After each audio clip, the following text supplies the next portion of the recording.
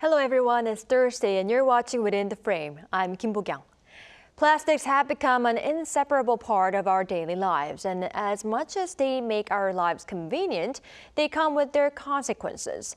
Plastic generates greenhouse gases. It often ends up discarded in landfills or, in the words, oceans, and takes hundreds of years to decompose. And even then, it never fully disappears. And so countries have decided to take action by coming up with the world's first legally binding treaty to control plastic pollution. The third round of UN negotiations recently took place in Nairobi, but an agreement is far from being reached, with more than 500 proposals drawn up by the participants. What risks do plastics exactly pose, and how do experts see international efforts to confront this challenge? For this, we invited Sian Sutherland, the co-founder of A Plastic Planet. Welcome, Sian. Good evening. Thank you so much for having me.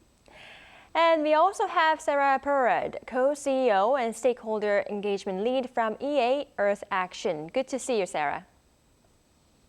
Good evening. Lovely to be with you. All right. First of all, Sian, before we talk about how risky it is to do nothing about plastic consumption, I'd like to talk about plastic consumption itself. So reports say consumption is expected to nearly double from 2019 levels by mid-century. Could you tell us how much plastic is embedded in our lives? I think one thing that I'm always shocked about with plastic is just how it is everywhere.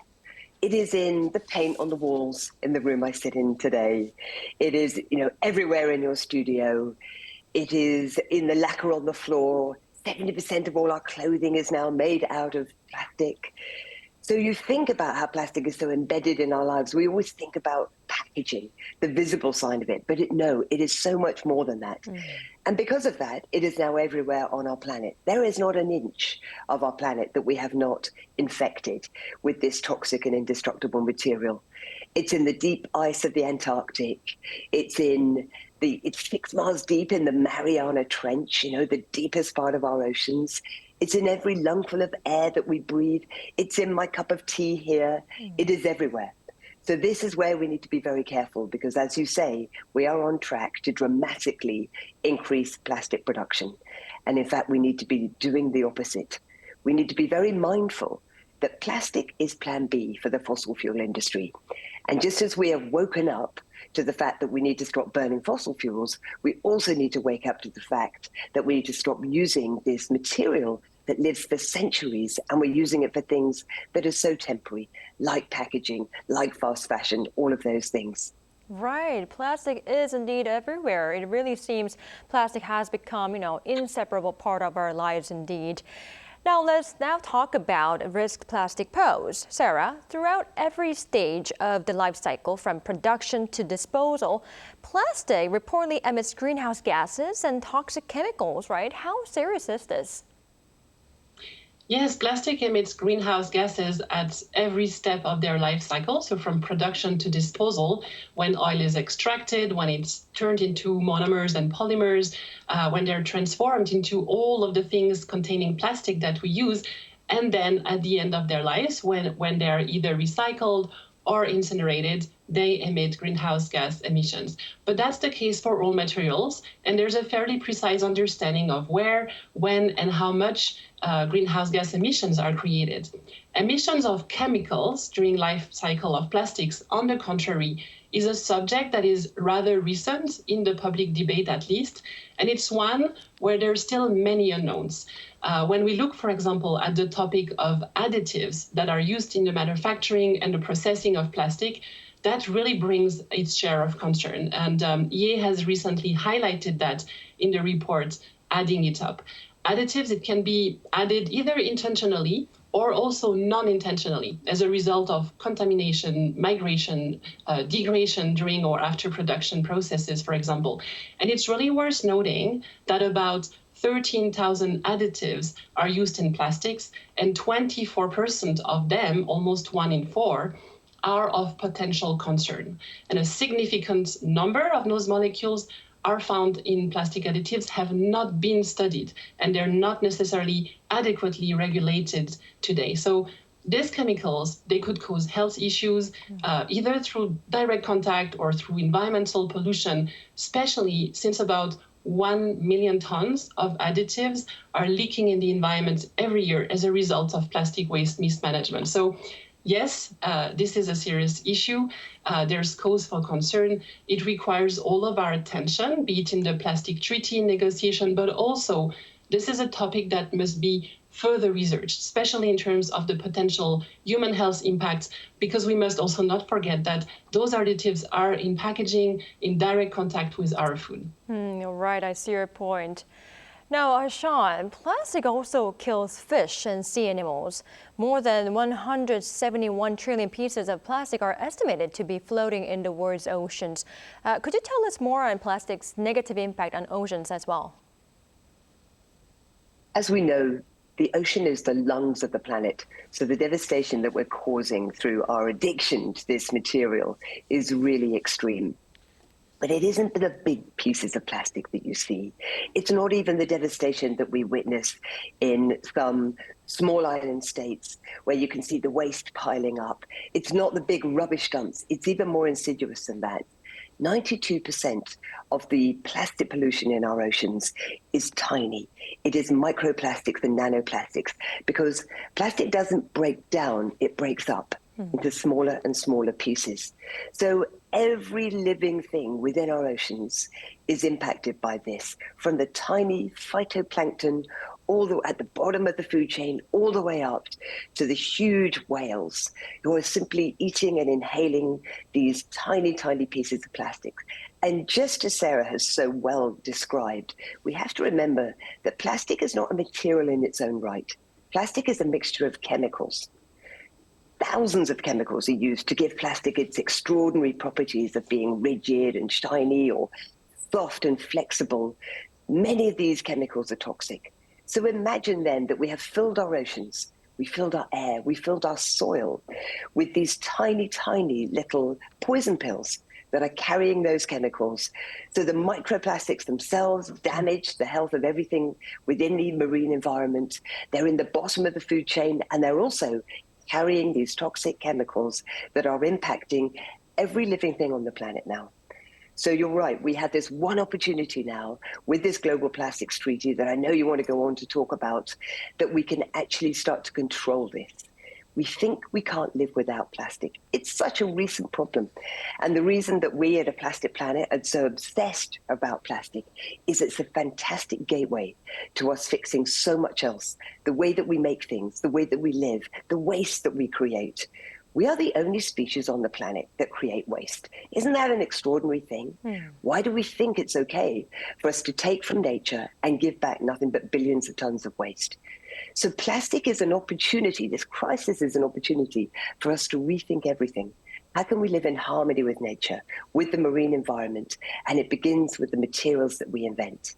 Right, we really need to, realize that we are not only hurting lungs of the earth, but also the marine ecosystem in the oceans. All right, well, Sarah, it was widely believed that recycling plastic could be one of the ways to reduce the consumption. However, a recent report suggested that recycled plastics are unfit for most purposes and hinder attempts to create a circular economy due to hundreds of toxic chemicals. What is this about, and what is your opinion on this? Yes, the University of Gothenburg actually has just launched a report that highlights the result of analysis of recycled plastic pellets that were collected in 13 countries. And in those recycled pellets, they have found hundreds of toxic chemicals, including pesticides and pharmaceuticals. So pellets, they're produced through mechanical recycling. It's a process in which plastics are shredded into small pieces, they are washed, then they are mixed and melted together. And there are two concerns there. One is the plastic was in contact with something before it became waste, right? And if it was used in packages to package pesticides, for example, or pharmaceutical drugs, it may be contaminated and then in turn contaminate the whole batch of recycled plastic. The second is what the many different plastics mixed together are made of. 13,000 pieces of additives used in plastic. It means that when we mix it all together, we are creating cocktails of additives, which compositions we have no clue about, including on how those different chemicals may react when they come in contact together. So that really calls for several recommendations. First, we need policy asks for transparency on the composition of products. Second, we also need a simplification of chemistry with a safe by design approach. And third, we need to look at the issue of plastic pollution with wider lenses than those of recycling as the solution, because thinking that we can recycle our way out of plastic pollution issue is just not realistic, but it's also potentially really dangerous. Right, I see. So recycling is not a perfect solution, and eventually you would have to reduce the plastic consumption. And that being said, Sian, to the efforts the international society is putting, at the 5th session of the UN Environment Assembly, representatives of a total of 175 countries agreed to come up with an internationally legally binding instrument on plastics pollution. What was this about? So you will probably remember that back in 2015, the UN member states came together and they agreed the infamous Paris Agreement. They agreed that we needed to keep global warming below 1.5 degrees. In a similar way, now at UNEA 5.2, those member states came together and agreed that not one member country could fix the plastic crisis alone. We have to work together. As we know, one man's waste, one country's waste is another man's problem. We are united by one atmosphere, by one ocean. So we are now midway through a 2-year process of all these negotiating countries coming together within the United Nations to negotiate the Global Plastics Treaty. It's happening very fast. We are halfway through the negotiations. Yes, we've just completed the negotiations of INC3. It's the intergovernmental negotiating sessions coming together. So INC3 was in Nairobi. It was a very difficult negotiating session, I think everybody will agree, because we are not on a great track for an effective treaty right now. There are many factions. The oil-producing states, of course, do not want to see a treaty that has teeth, that has serious impact, a robust treaty. And then you have organizations that are really pushing, nation states that are pushing for a high ambition treaty. We need to make sure that we have a treaty that truly protects nature, because if we protect nature, we will also protect ourselves. All right. Well, Sarah, as our Sian just mentioned to us, she said that the coming up with a treaty was not that easy. And I'd like to delve a little bit deeper into what kind of negotiations took place in Nairobi. The word is that the proposal failed to streamline and there were different views from other countries about the pact. Could you tell us more detail on this? Yes, I was also attending INC3 treaty negotiations about 3 weeks ago, and like many that witnessed it, we have a mixed feeling about the results that were achieved. This negotiation round, it was meant to discuss the zero draft, which included several options on each of the topics, and then turn it into the actual first draft of the future agreement. The zero draft was a first good basis with a scope that was covering the whole life cycle of plastics. It included some strong and needed language also around human health. But unfortunately, like Sian mentioned, a small group of mostly oil and plastic producing countries, including Saudi Arabia, Iran, Russia, have used tactics to halt progress and to include low ambition language that is designed to focus the treaty only on waste management. And for example, leaving the human health and all intersectional work out of scope. So INC3 has come to a close without a plan to discuss the most critical aspects of the treaty, like phasing out chemicals of concerns, microplastics, nor discussing the scale up of the reuse models in advance of the next round of negotiations. We are now expecting a new zero draft by the end of the year, but essentially we have almost wasted one round of negotiation. And it was expected that oil-producing countries would fight to keep on increasing the production of plastics in the future, because the energy transition away from fossil fuel basically pushes them to look for other outlets for their oil. It's in their interest to inundate the world with more plastic to use their oils.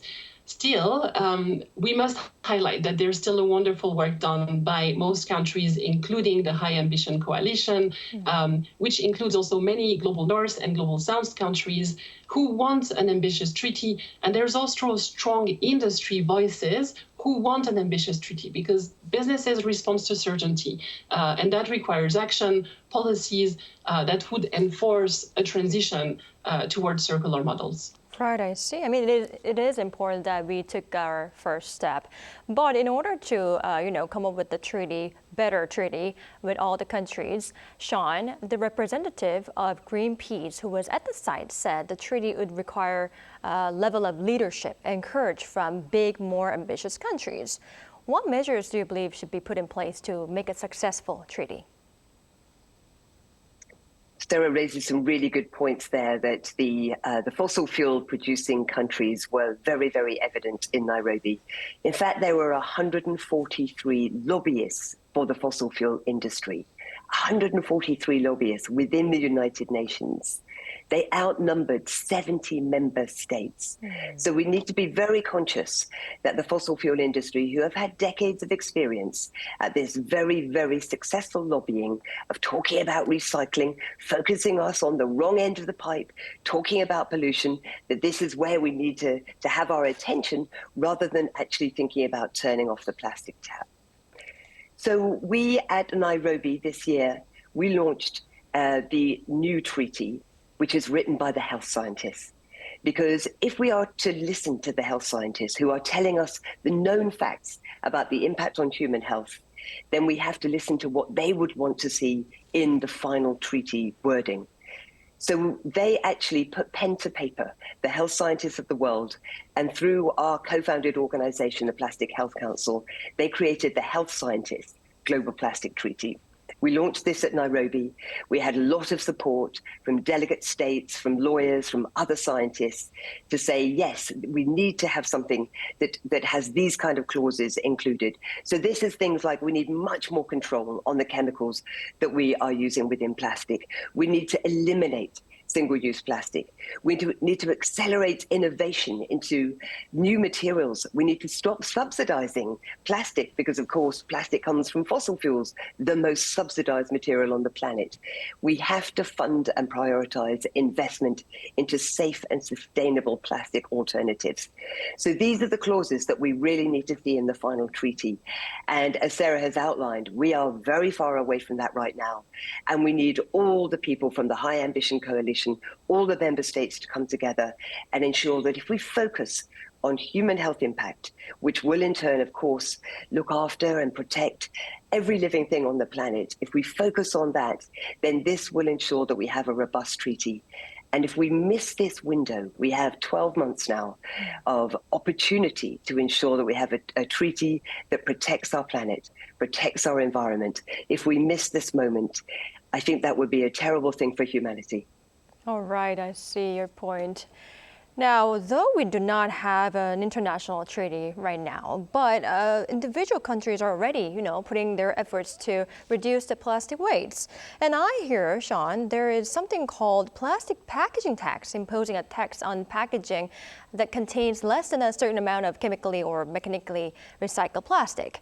How is this working, and has the measure helped lower plastic consumption?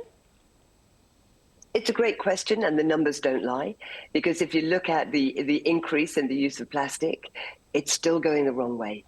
And so in our opinion, the plastic tax is not working. However, there is a compound impact of all of these things coming together. So extended producer responsibility.